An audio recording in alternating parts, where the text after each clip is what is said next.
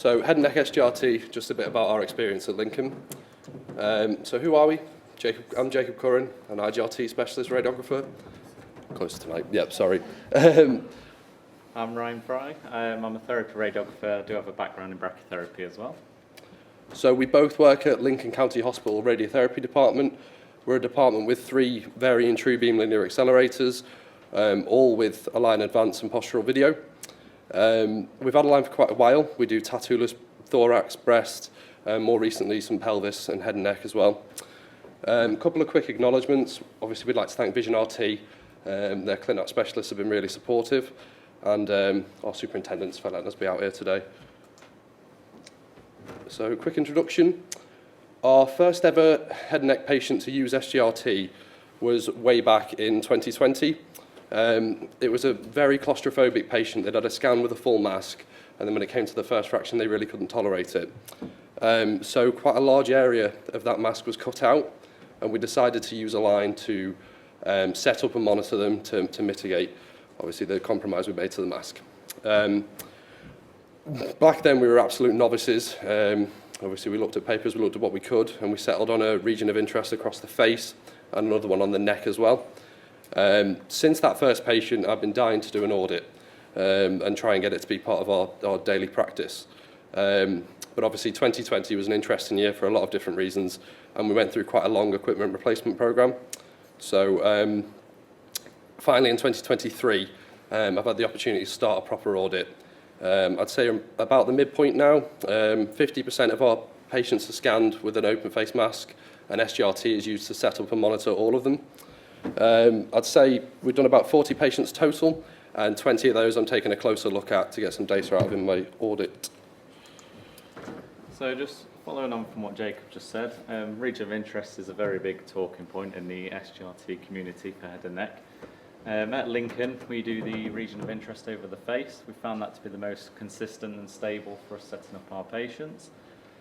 We do occasionally have a region of interest over the neck and shoulder area as well, although we found that to be quite inconsistent due to weight loss and things such as that.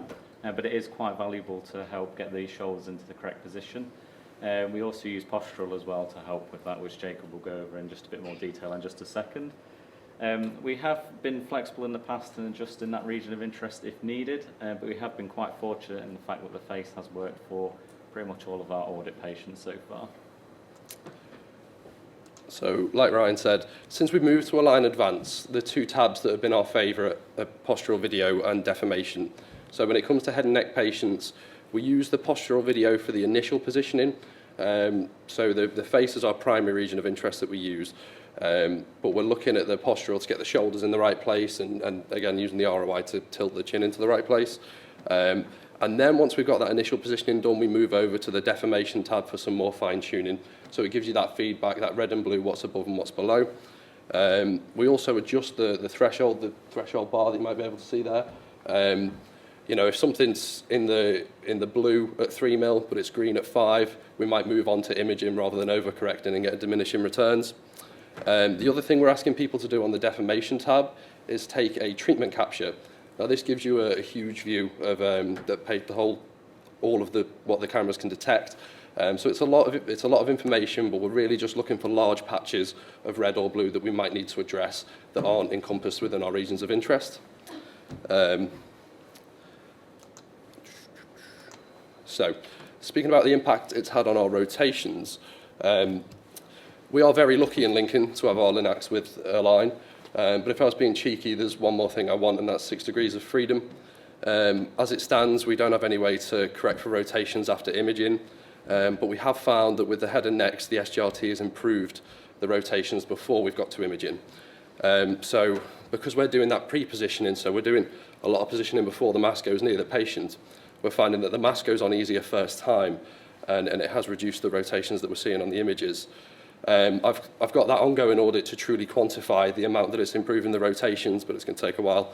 But even if we had 6 degrees of freedom, you can't correct for neck flexion or shoulder position. And that's, again, something we found that the SGRT is really good for, especially in the neck flexion. So we're doing a lot of that pre-positioning. Like I said, the face is the primary region of interest. It's got great topography, so you can really get the neck in the right position. we had a patient, a day one patient, that was a closed mask, full mask, and he had to be reset up 2 or 3 times and subsequently re-imaged because his neck flexion, they just couldn't get it right.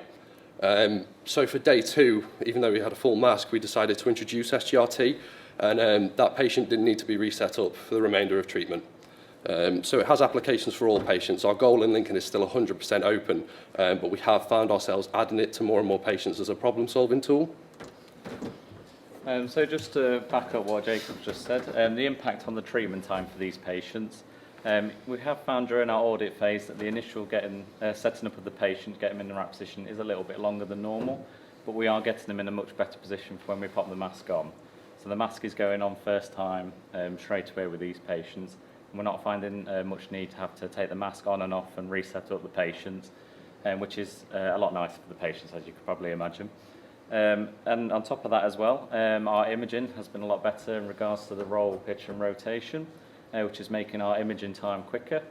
So we're not having to re-image, so that's less dose as well, which is always good. And again, if our imaging time's quicker and the mask is only going on first time, the overall time that the patient is actually in their mask is a lot shorter, and it's much more tolerable for our patients. A few of the issues that we've faced, primarily staff training. Now, this is quite an overwhelming technique with quite a lot of complex steps. So we've tried to implement a few things just to help with that. We recently got Align Advanced, and it does offer quite a lot more features. So we've had some very good support from the ClinApp specialists. They've been doing workshops with us just to demonstrate all the new features. Jacob and I also presented to our staff as well about all the new features, just to run through them all. Also as well, Jacob here had a mask made, as you can see just there. And we've been offering workshops to our staff as well, just so they can have a go at setting Jacob up with Align RT. And we do provide work instructions with all of these patients as well, so even when the patients are on treatment, the staff can follow them, and this should be nice and easy for them to follow through the treatment. And then more specific with the patient, we did have one person did end up having facial swelling.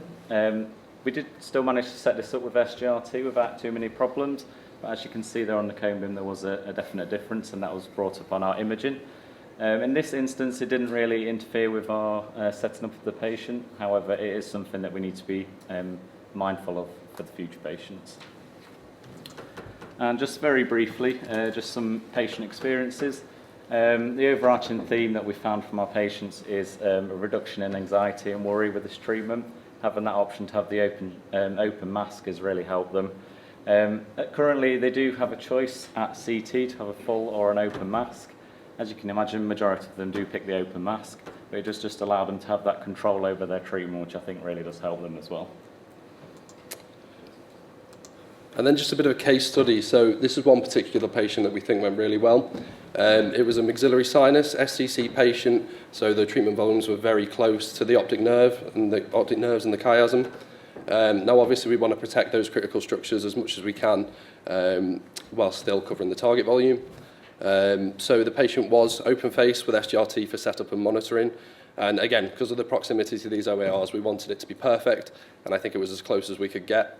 So the largest average move was on the vert, and it was 2 millimeters. And then the long and lat both averaged out at less than 1 millimeter, and the rotations were all less than 0.2.